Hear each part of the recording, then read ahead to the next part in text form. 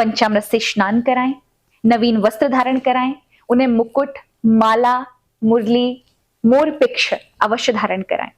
आप तुलसी दल अवश्य भेंट करें भगवान को, सुगंधित पुष्प भगवान को चढ़ाएं, चंपा, चमेली, गुलाब, कमल भगवान को बहुत प्रिय है। आप गुलाब की माला, मोंगरे की माला अवश्य चढ़ा सकते हैं। उस दिन भगवान को मिठाइयों का, फल का, मेवा मिश्री का, मक्खन का प्रसाद अर्पित कर सकते हैं। उस दिन आपको भगवान के समक्ष गोपाल सहस्त्र नाम का पाठ करना चाहिए। कहा जाता है जिनके कोई संतान नहीं है, यदि वो गोपाल सहस्त्र नाम का पाठ इस दिन करते हैं और घी का दीपक जलाकर करेंगे तो उन्हें भगवान श्री कृष्ण पुत्र की प्राप्ति कराते हैं, यानी संतान की भी प्राप्ति। अब आते हैं रात्रि के पूजन में हम क्या करें।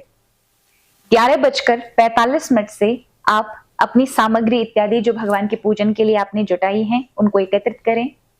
आप 11:55 पर छोटे से बाल कृष्ण का जो रूप है उनको कोई खीरे का या फिर पपीते का कोई फल लेकर के उसमें थोड़ा सा हिस्सा काट के जिसमें आपके बाल कृष्ण लाल अंदर जा सकें, क्योंकि उसी को हम देवकी माता का गर्व मानते हैं। आप अपने लड्डू गोपाल को उसमें 5 मिनट के लिए यानी 11:55 पर आपको खीरे के अंदर या किसी फल के अंदर भगवान को विराजमान कर देना है। यानी ये भावना रखनी है कि देवकी माता के गर्भ में हमारे लाल जी विराजमान हैं।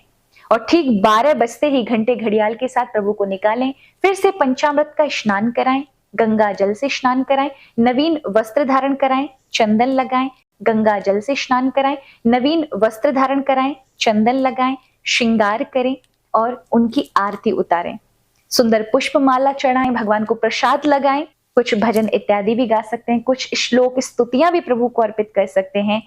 और फिर आप जाकर के चंद्र भगवान को अर्घ दें और फिर आकर प्रसाद का वितरण करें, खुद भी पारण करें। इस प्रकार से यदि आप इस व्रत का पालन करते हैं, इन नियमों को धारण करते हैं, तो भगवान कृष्ण की कृपा उस व्यक्ति पर अवश्य होती है। तो जिसका जन्मदिन होता है हम उसके लिए कोई ना कोई उपहार तो उस दिन भेंट करते ही हैं, और वो उपहार भी उसका प्रिय होना चाहिए, इस बात का हम विचार करते हैं। तो भगवान कृष्ण के लिए आपने क्या उपहार प्लान किया है या क्या योजना बनाई है कि भगवान कृष्ण को आप उपहार में क्या भेंट करेंगे।